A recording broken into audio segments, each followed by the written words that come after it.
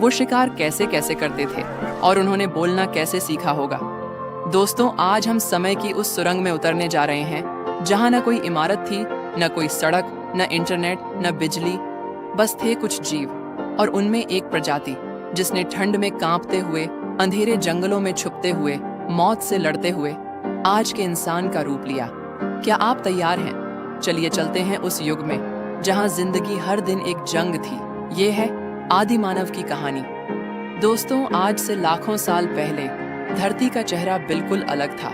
विशाल जानवर घूमते थे, हर तरफ जंगल ही जंगल थे, और मौसम कभी इतना गर्म कि पसीने में डूब जाओ तो कभी इतनी ठंड की सांस भी जम जाए। यही था आदि मानव का संसार।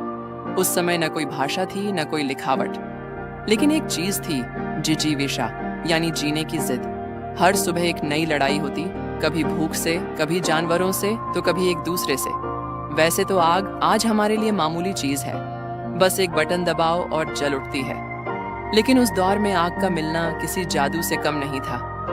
कभी किसी बिजली गिरने से जंगल में आग लगती तो आदि मानव दौड़ पड़ते उस आग को बचाने के लिए, अपने साथ लाने के लिए, क्योंकि ये आग ही थी जो उन्हें रात के अंधेरे में उजाला देती, ठंड में गर्मी देती और जंगली जानवरों से बचाती।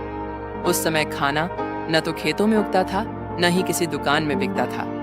भूख लगती थी तो उठाने पड़ते थे पत्थर, लकड़ी की भालें, और निकलना पड़ता था मौत के मुंह में। शिकार करना आसान नहीं था। शेर, बाघ, हाथी जैसे विशाल जीव, उनसे भिड़ना हर बार आखिरी लड़ाई हो सकती थी, लेकिन फिर भी ये इंसान हार नहीं मानते थे। आदि मानव समाज में हर कोई कुछ न कुछ करता था। औरतें जंगलों से फल, कंद, बीज इकट्ठा करती थीं। बच्चे ध्यान रखते थे कि कोई सांप या जंगली जानवर पास न आ जाए। हर दिन, हर पल जीवन और मृत्यु के बीच संतुलन बनाना पड़ता था। लेकिन क्या आपने ये कभी सोचा कि भाषा से पहले लोग अपनी बात कैसे कहते होंगे? गुफाओं की दीवारों पर बने चित्र, यही थे उनके शब्द। इन चित्रों में छिपी हैं कहानियां, शिकार की, डर की, उम्मीद की। इन्हीं चित्रों से पता चलता है कि इंसान केवल जानवर नहीं था, उसमें सोचने की शक्ति थी। वो कला से, भावनाओं से और भविष्य से जुड़ा हुआ था। कभी तेज बारिश होती तो पूरी धरती दलदल बन जाती।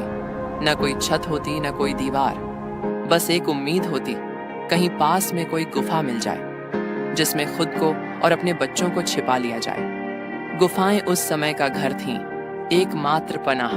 लेकिन गुफाएं भी हमेशा सुरक्षित नहीं होती थीं। कभी अंदर पहले से कोई भालू होता, कभी सांप। हर रात एक सवाल था, क्या हम सुबह की रोशनी देख पाएंगे?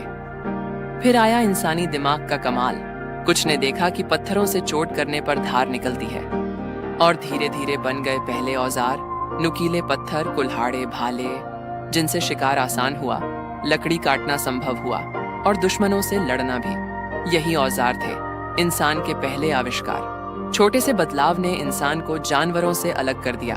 अब सोचिए, जब चारों ओर बर्फ ही बर्फ हो, जंगल सूखे हों, जानवर गायब हो चुके हों, तो एक इंसान क्या करे? ठंड से कांपते हाथों से पत्थर रगड़कर आग पैदा करनी हो, और वो भी तब जब 4 दिन से कुछ खाया न हो।